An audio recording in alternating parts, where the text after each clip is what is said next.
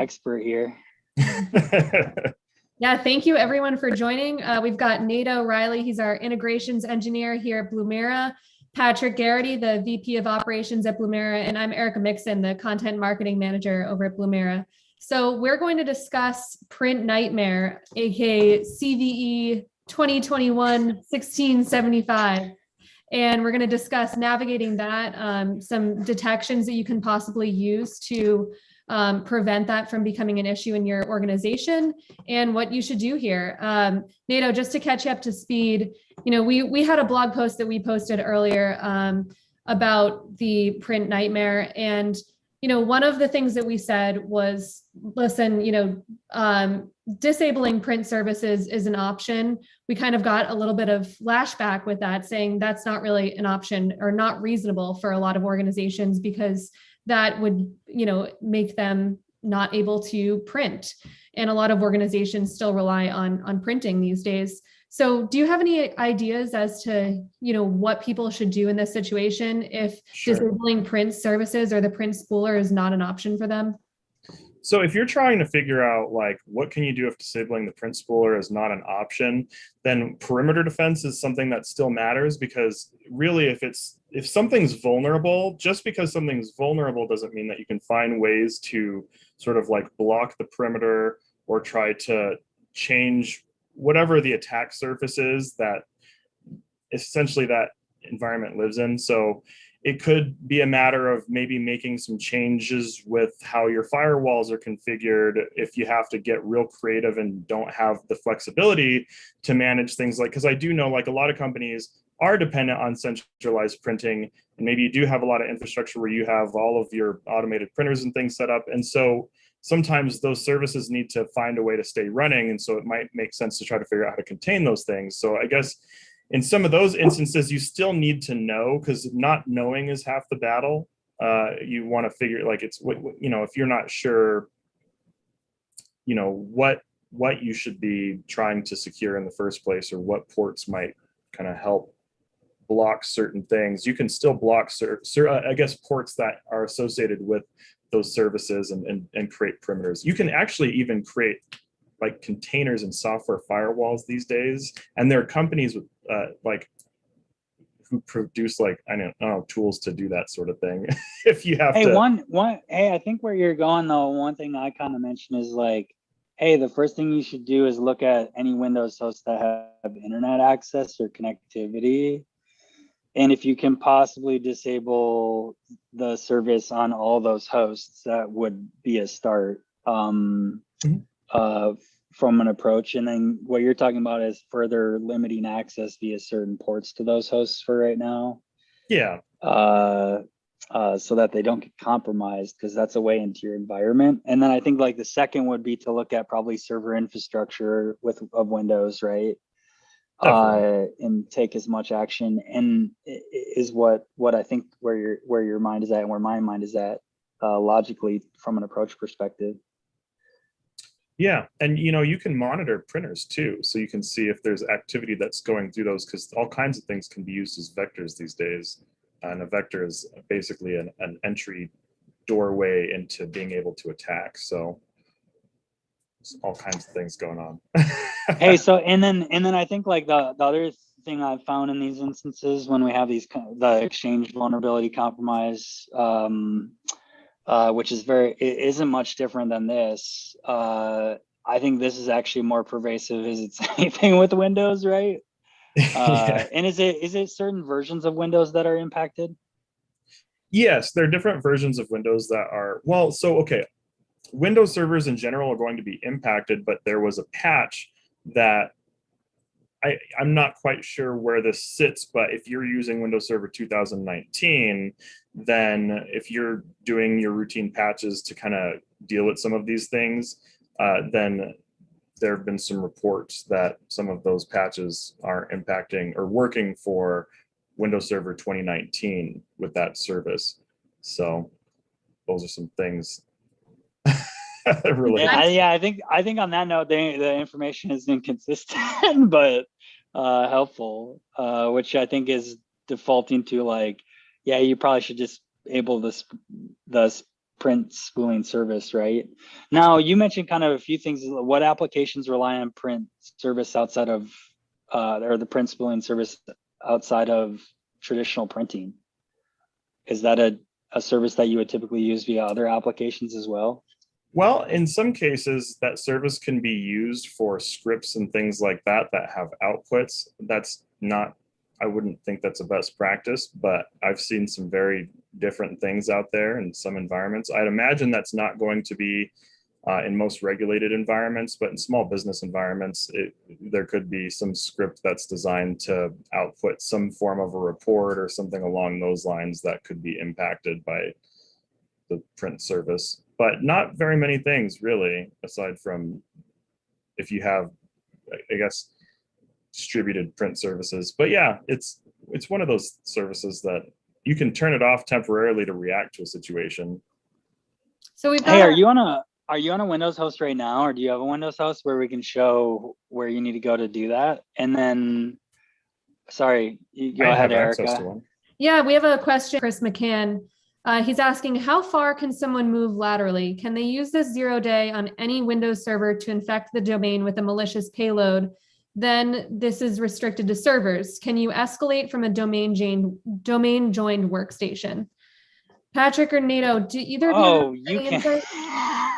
Yeah, I mean, once you get in, you can do all sorts of things with other tools. So that's the main thing is like, first you want to prevent someone from getting a foothold in your environment from outside, which is why both of us are like, you make sure you have good firewall rules, make sure you don't have Print Spooler enabled on any Windows enabled hosts. Once someone then gets into your environment, there's all sorts of possibilities beyond just Print Spooler, from PowerShell execution bypass, escalating privileges, moving laterally. And that's really where Blumira comes into play. And what I found when people get compromised, like the Exchange vulnerability, is what we saw is we actually caught them when they weren't patched on lateral movement and other techniques and tactics, which is most common what someone's going to do, because those things are much easier to then gain a foothold on other devices and machines, right, Nato? Yeah, because once someone has access to something like a domain controller, it gives them also in a way like a map to how your company is structured. And so it also gives them an idea of, like, even if they get kicked out of your environment, now they have insights that can allow them to figure out how to like maybe reinsert into another vulnerability somewhere and move around. Lateral movement is one of those things that, aside from closed ports or, inbound or outbound traffic, port management has to be taken into consideration.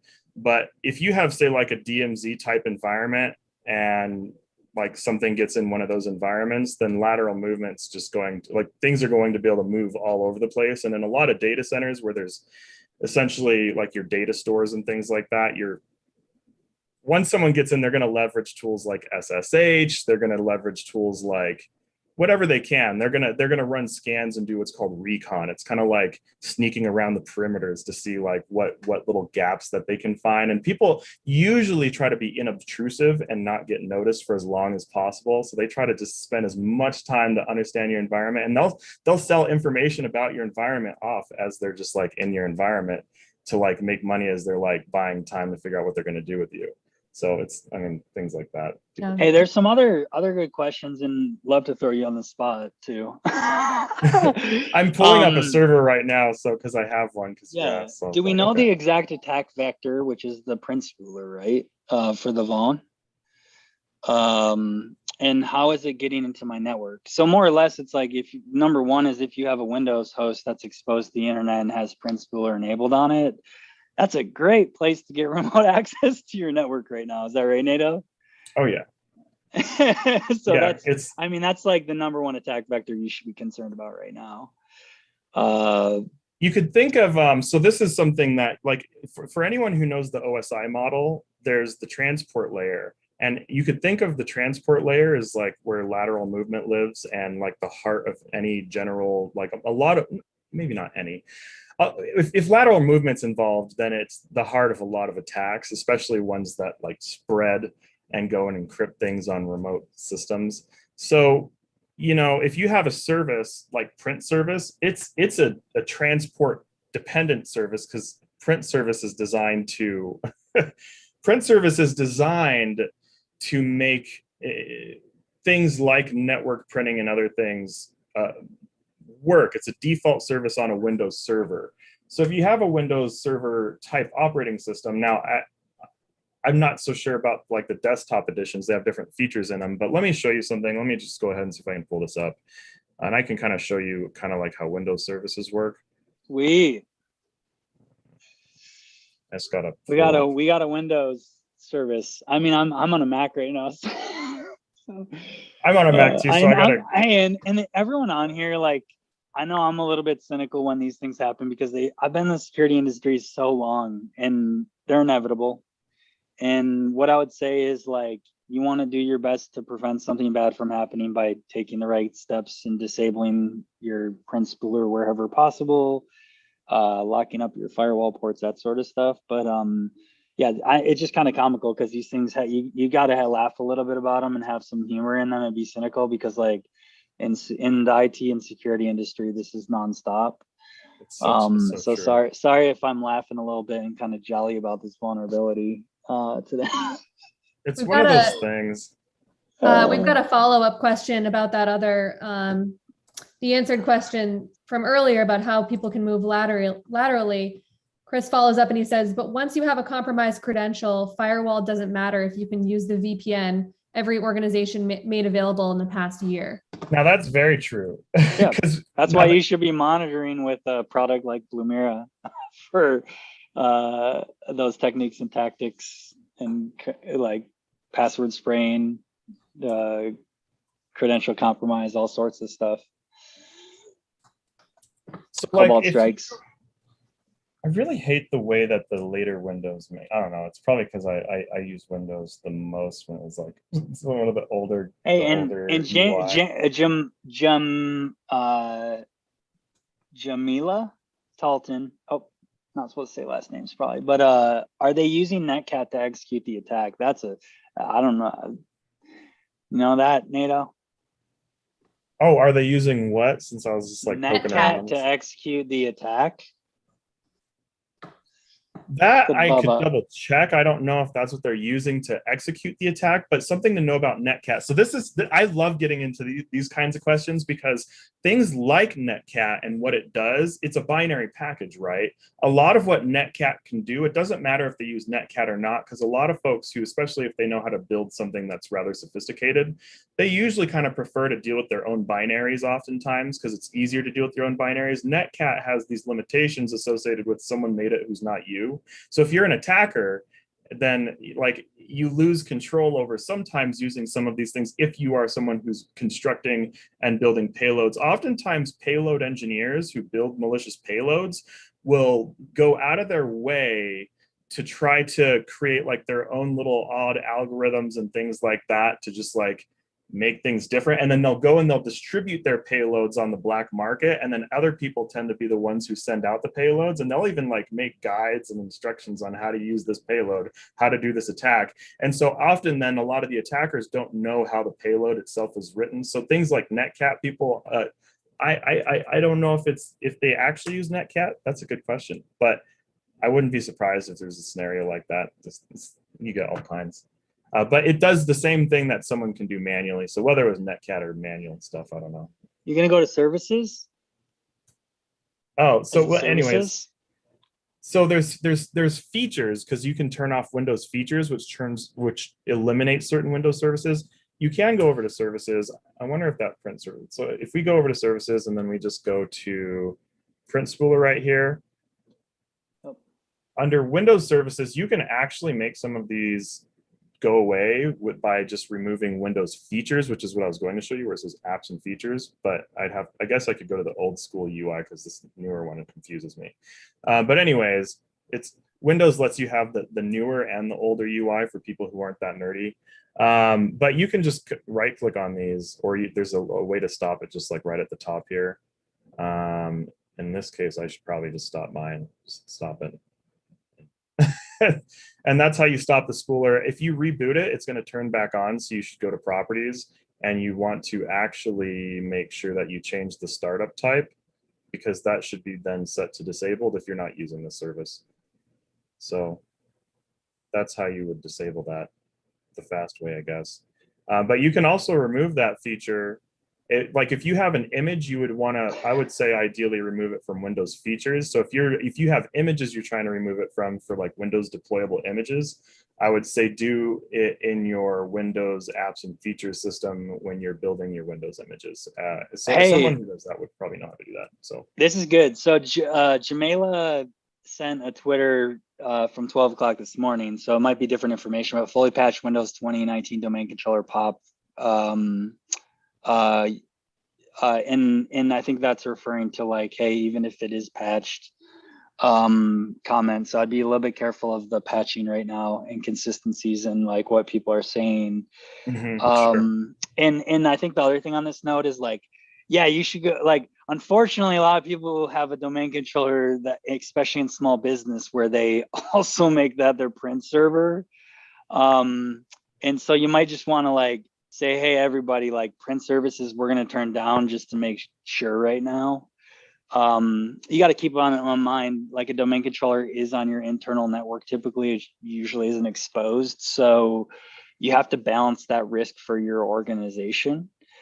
But that's a good place if you don't have print services, or that's not a joint Active Directory domain controller and print server, to disable print services, because that can give you full access to the domain controller itself with basic creds.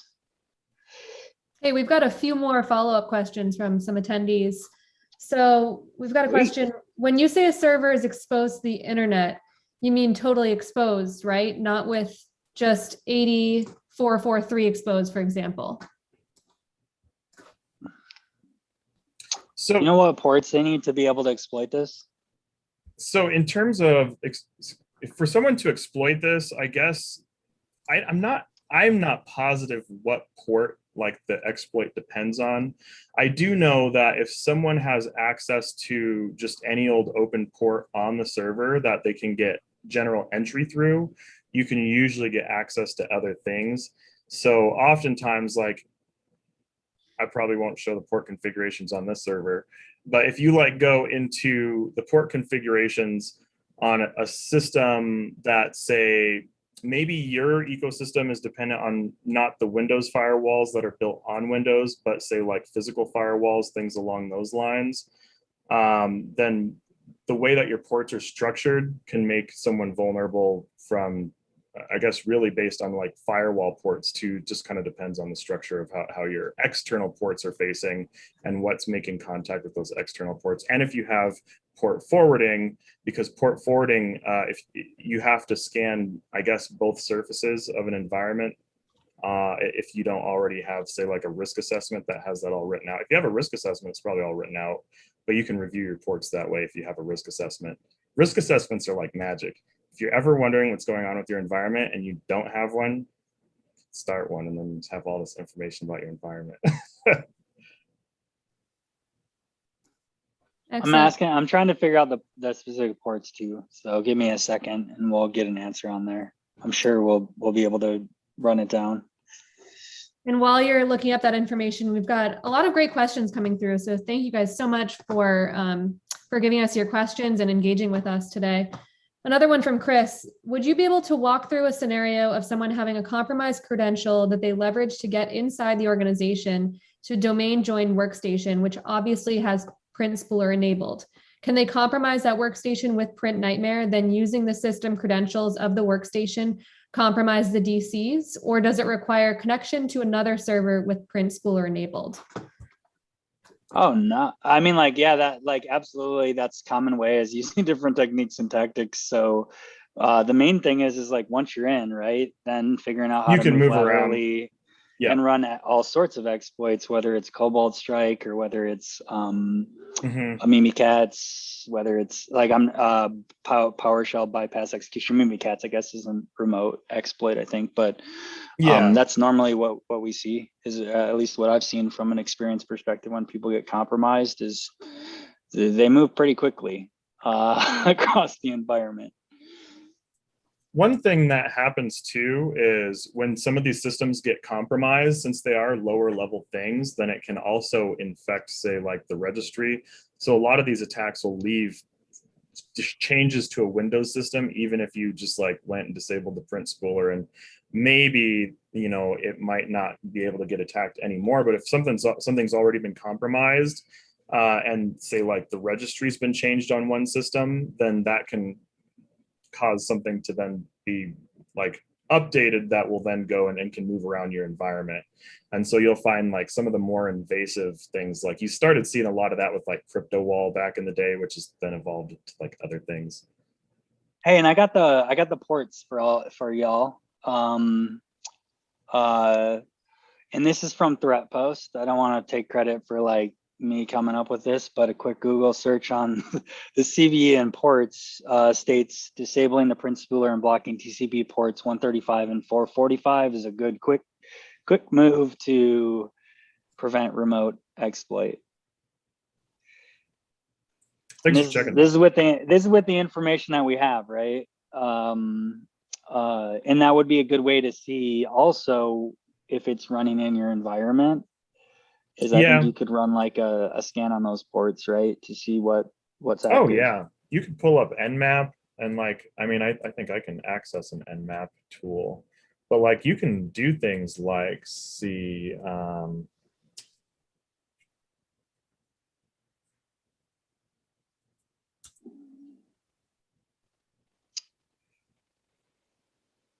so if we were to try to run like an Nmap scan, I don't know who's heard of Nmap before. But if we go to a tool that I have installed that has like a full-on environmental network scanner, then there's a tool called Nmap. And this is just a handy tool that if you just install it and you run, just type the name of it, it gives you instructions on what's possible with it. And you can use this to scan the ports in your environment. And Nmap can be installed on pretty much, like you can install it in a container if you don't have a Linux system, or I think there's Nmap for Windows. Either way, or you can have a centralized Nmap tool, which is what I prefer to use.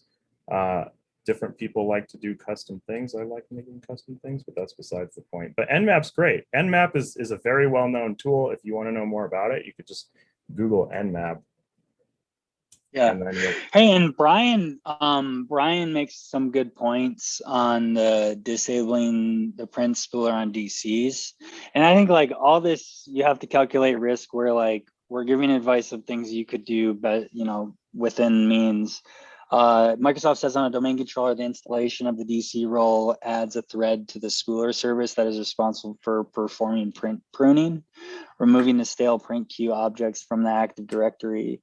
If the spooler service is not running on at least one DC in each site, then the AD has no means to remove old queues that no longer exist.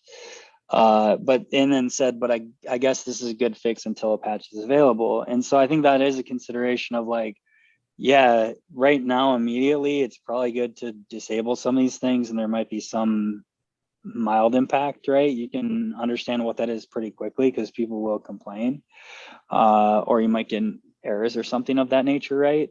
But it seems like that's a likely minimal risk, but you have to take that into consideration, right? If you're going to go disable the sprint pool, the print spool service. So good point there. And one thing I'll say is environments can be very different too. And so a lot of things just come down to just how different environments can be as well. So that's always something to be taken into account. So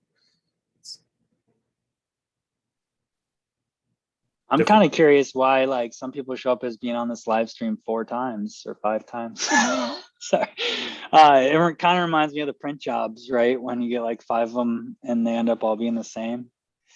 Oh gosh, print nightmares. Yeah, you can get compromised from a printer these days. I remember you used that's a whole nother avenue. It's like printers never update their software, right? And so you talk about different vectors of like risk, right? I just think this is a much more practical and easy exploit is the reality here. Than trying to figure out how to compromise some old what are those old printers called that start with an L? I feel like I know what you're talking about. Those like big one of the big ones. Yeah. I almost want to say Lexar, but I feel like they're like. I was just gonna say it's something Lex, right? Lex. Oh man, Lexmark. Yeah, Lexmark. There we go. I feel like we were all so close. Who uses printers anymore? I'm kidding. There's so many things that get printed every day, but I think so many of us have moved digital that, like, you know, we've moved from using a printer on a daily basis to using it a lot less, right? Is there a reliable Sigma rule or detection for this?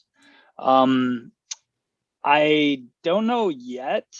However, detecting off Windows logs, any of the common techniques and tactics is likely going to get a catch post once they get access to that host, is what I would say. Universities, oh man, universities always have problems like this, right?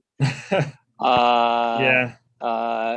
So Chris is talking about universities getting compromised all the time. Yeah, they don't update their stuff. It happens a lot. I've responded to a lot. Yes. Yeah.